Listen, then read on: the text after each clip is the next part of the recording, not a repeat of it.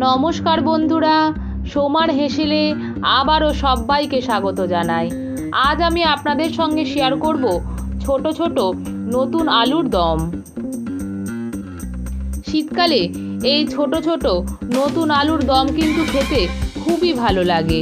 লুচি, রুটি, পরোটা, fried rice যে কোনো কিছুর সাথে এই ছোট আলুর দম ভীষণই ভালো যায়। এখানে আমি 800 মতো ছোট আলু নিয়েছি। এই আলুটাকে ভালোভাবে নুন দিয়ে সেদ্ধ করে খোসা ছাড়িয়ে নিয়েছি। একটা কাঁটা চামচ দিয়ে আলুগুলোকে একটু একটু ফুটো করে দিচ্ছি, যাতে যখন আলুর দমটা বানাবো মশলাটা আলুর মধ্যে ঢুকে যায়। এতে আলুগুলো খেতে কিন্তু ভীষণই টেস্টি হয়।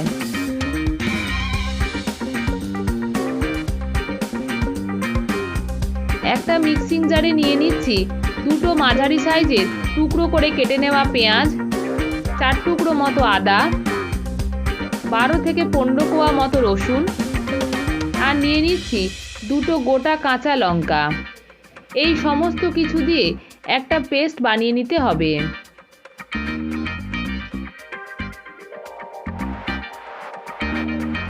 কড়াইতে দিয়ে দিচ্ছি সর্ষের তেল। এই আলুর দমটা সর্ষের তেলেই বেশি ভালো লাগে। সেদ্ধ করা আলুগুলোকে তেলের মধ্যে দিয়ে দিচ্ছি। হাফ টেবিল স্পুন মতো নুন আর হাফ টেবিল স্পুন মতো হলুদ। আলুগুলোকে গ্যাসের ফ্লেমটা মিডিয়ামে রেখে 5 থেকে 7 মিনিট সময় ধরে হালকা লালচে করে ভেজে নিতে হবে।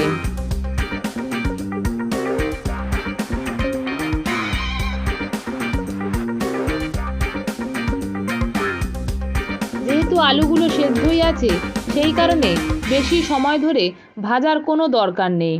লালচে লালচে করে ভাজা হয়ে গেলে আলুগুলোকে একটা প্লেটের মধ্যে নামিয়ে রাখছি। কড়াইতে আবারও দিয়ে দিচ্ছি 2 টেবিল স্পুন মতো সর্ষের তেল। আর তেলটা গরম হলে তাতে দিয়ে দিচ্ছি দুটো তেজপাতা, 4টে লবঙ্গ, 3টে এলাচ।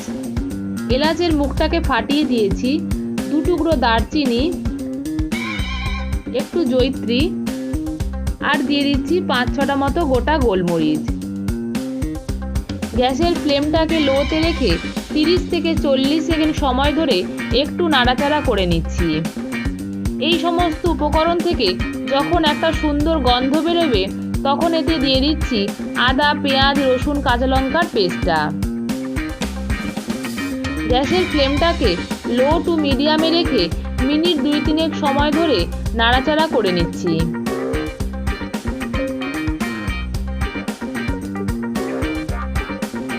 এরপর আবারও মিক্সিং জারে একটা মাঝারি সাইজের টমেটোকে পেস্ট করে নিয়েছি।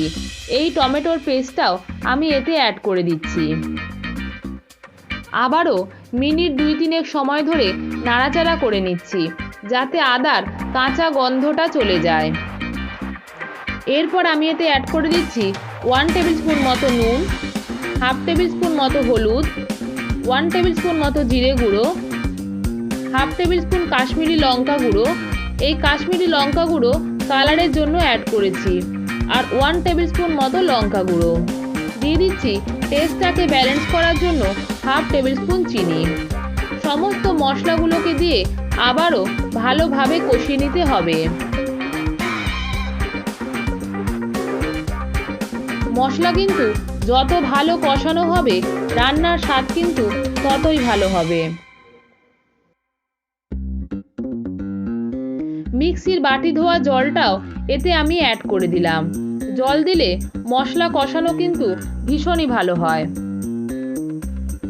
আবারও মিনিট 2-3 সময় ধরে মশলাটাকে খুব ভালোভাবে কষিয়ে নিচ্ছি। দেখুন, কষানো হয়ে গেলে কি সুন্দর মশলাটা থেকে তেল ছেড়ে এসেছে।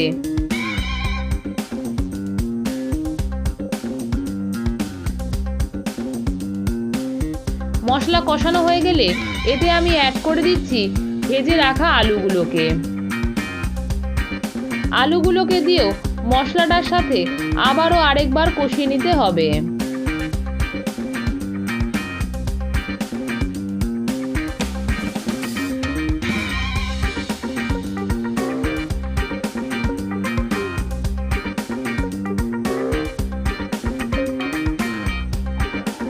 এরপর এতে আমি অ্যাড করে দিচ্ছি ছোট কাপের 2 কাপ মতো উষ্ণ জল। জলটাকে দিয়ে আরও একবার নাড়াচাড়া করে নিচ্ছি।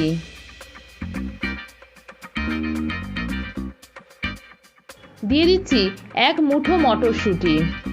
এই মটরশুঁটিটা দিলে আলুর দমের টেস্ট কিন্তু আরও দ্বিগুণ হয়ে যায়। একটু নাড়াচাড়া করে নেবার পরে গ্যাসের ফ্লেমটাকে কমিয়ে ঢাকাটা দিয়ে দিলাম। 7 থেকে 8 মিনিট পরে ঢাকাটা খুলে দিচ্ছি। দেখুন রঙটা কিন্তু ভীষণই সুন্দর হয়েছে। আর আলুটা যেহেতু আগে থেকে সেদ্ধ করা ছিল, সেই কারণে বেশিক্ষণ সময় কিন্তু একেবারেই লাগছে না।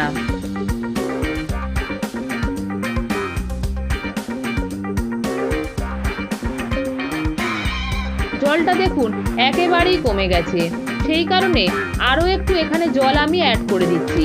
যদি আপনারা বেশি জল পছন্দ না করেন তাহলে জলটা অ্যাড নাও করতে পারেন। একটু নাড়াচাড়া করে নেওয়ার পরে গ্যাসের ফ্লেমটাকে একটু বাড়িয়ে দিচ্ছি। দিয়ে দিচ্ছি 1 মুঠো মতো কুচনো ধনেপাতা। ধনেপাতা দিলে গন্ধটা কিন্তু খুবই ভালো হয়। এই সময় গ্যাসের ফ্লেমটাকে বন্ধ করে ঢাকাটা দিয়ে 2 থেকে 3 মিনিট স্ট্যান্ডিং টাইমে রাখলেই একদম তৈরি ছোট ছোট নতুন আলুর দম। এই রেসিপিটি আপনারা অবশ্যই বাড়িতে একবার ট্রাই করে জানাবেন রেসিপিটি আপনাদের কেমন লাগলো। এই রেসিপি যদি আপনাদের ভালো লেগে থাকে প্লিজ ভিডিওটিকে লাইক করুন, শেয়ার করুন আর আমার চ্যানেলকে সাবস্ক্রাইব করুন। সাবস্ক্রাইবের জন্যে পাশে থাকা বেল আইকনটা প্রেস করে অল করে দিন, যাতে আমি কোনো রান্নার ভিডিও দিলে খুব সহজেই আপনাদের কাছে পৌঁছে যায়। ধন্যবাদ। ভালো থাকবেন, সুস্থ থাকবেন।